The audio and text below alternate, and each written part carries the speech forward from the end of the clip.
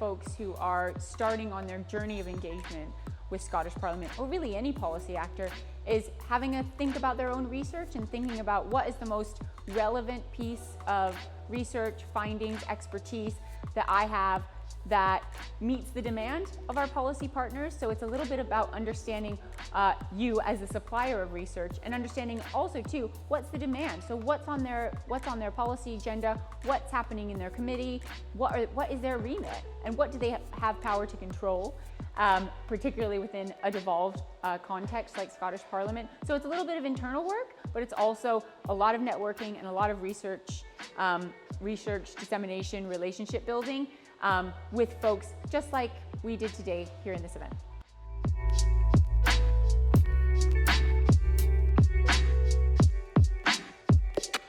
Spaces like this are an opportunity for researchers to see exactly where their evidence is going.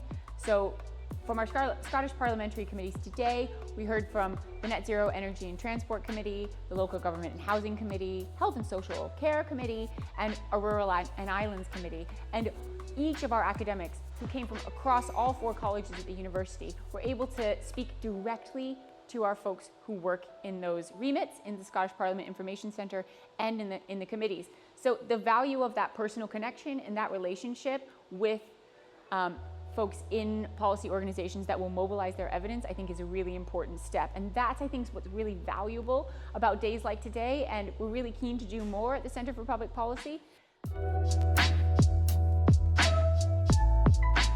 The other thing I think that's really important that came out from today is that bodies like the Scottish Parliament are seeking to diversify the voices that are heard across its work. So in written evidence submissions and in oral evidence submissions and in commission's work. I mean, we heard from Dan Barlow at Scottish Parliament that over the last 3 years, only 6% of all oral witnesses in committees come from academia.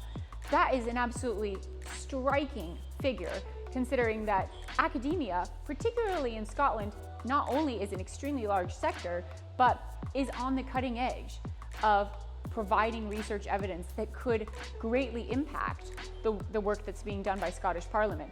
So it's up to us as university knowledge brokers, but up to our academics themselves to think about putting themselves forward. And I think that researchers need to not be so afraid of putting themselves forward, that they are an expert, and by virtue of the fact that they're here, that they're doing cutting edge research, they are equipped to speak to representatives of the Scottish Parliament, and that their evidence is extremely valuable in the scrutiny process, particularly on issues like climate change that are so relevant and urgent.